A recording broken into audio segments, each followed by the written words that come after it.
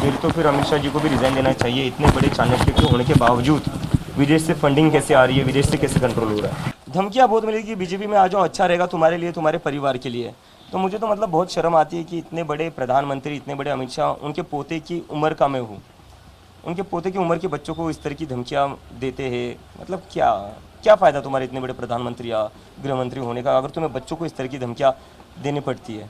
कंगना रनावत के बाद अभी बाबा का ऐसा कहना है रामदेव कि जनरेशन आप पूरी खराब कर रही है, जनजी जनरेशन आप पूरी खराब कर रहे हैं, उनका कल्चर बिगाड़ रहे हैं इस आंदोलन के माध्यम से। पूरे अगर देश के डेमोक्रेसी के लड़ना जनरेशन खराब करना है, अगर सरकार से सवाल करना क्या कौन सा वर्ड है वो, खराब कर रहे हैं पूरी जनरेशन, संस्कृति संस्कृति अगर डेमोक्रेसी के लिए लड़ना संस्कृति खराब करना है, अगर सरकार से सवाल करना संस्कृति को खराब करना है, अगर अपने फ्यूचर के लिए लड़ना संस्कृति को खराब करना है, और अगर अपनी पढ़ाई के लिए लड़ना संस्कृति को खराब करना है, तो हम संस्कृति खराब कर रहे हैं।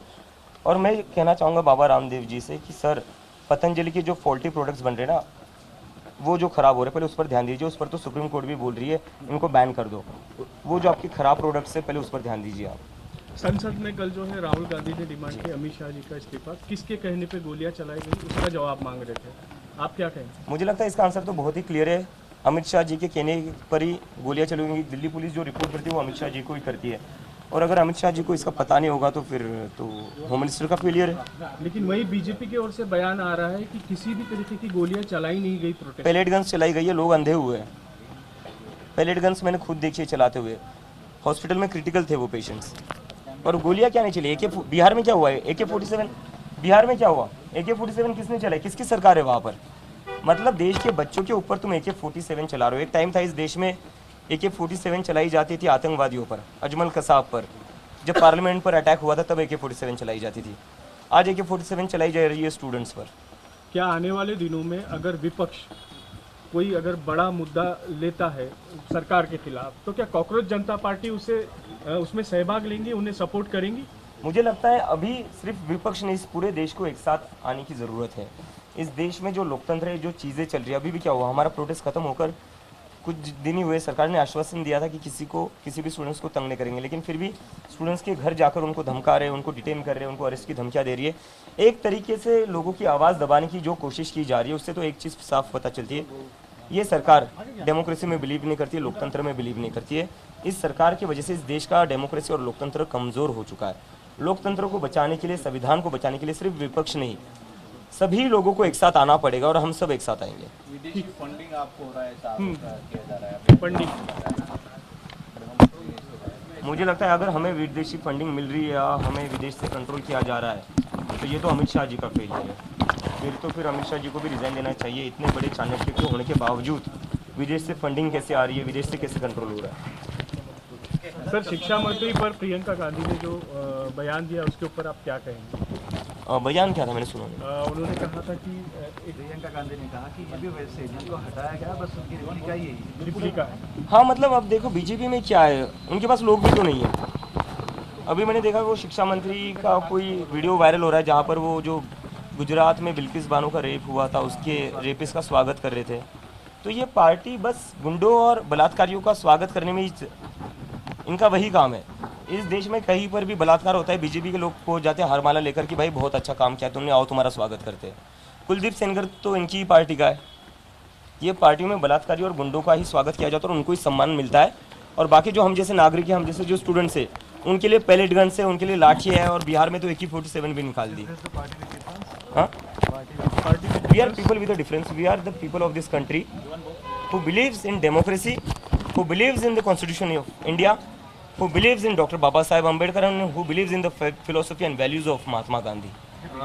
धमकियाँ बहुत मिलेगी, बीजेपी में आ जाओ, अच्छा रहेगा तुम्हारे लिए, तुम्हारे परिवार के लिए।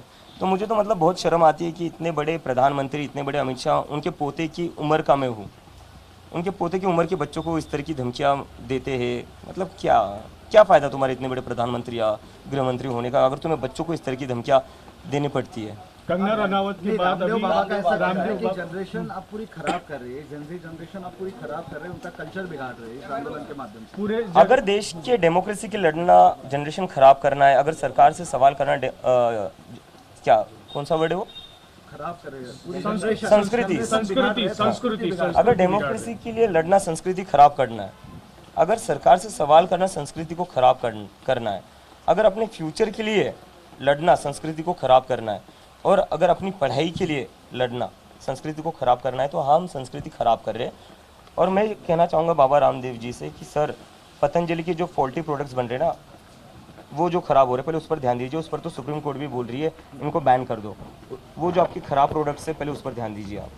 संसद में कल जो है राहुल गांधी ने डिमांड की अमित शाह जी का इस्तीफा, किसके कहने पे गोलियां चलाई गई उसका जवाब मांग रहे थे, आप क्या कहेंगे? मुझे लगता है इसका आंसर तो बहुत ही क्लियर है।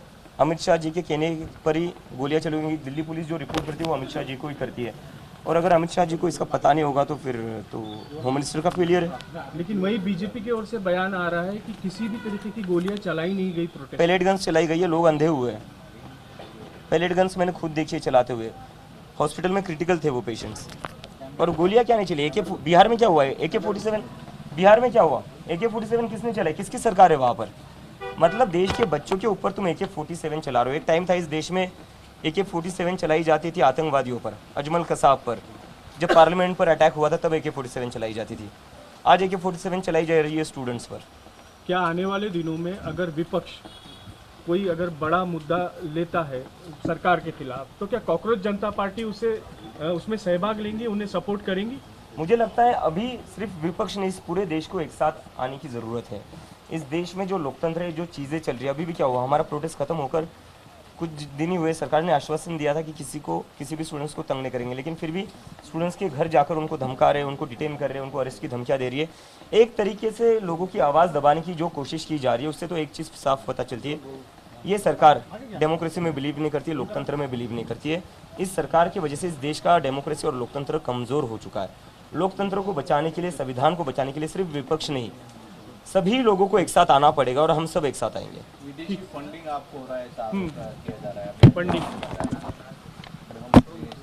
मुझे लगता है अगर हमें विदेशी फंडिंग मिल रही है या हमें विदेश से कंट्रोल किया जा रहा है, तो ये तो अमित शाह जी का फेलियर है। फिर अमित शाह जी को भी रिजाइन देना चाहिए। इतने बड़े चाणक्य होने के बावजूद विदेश से फंडिंग कैसे आ रही है, विदेश से कैसे कंट्रोल हो रहा है?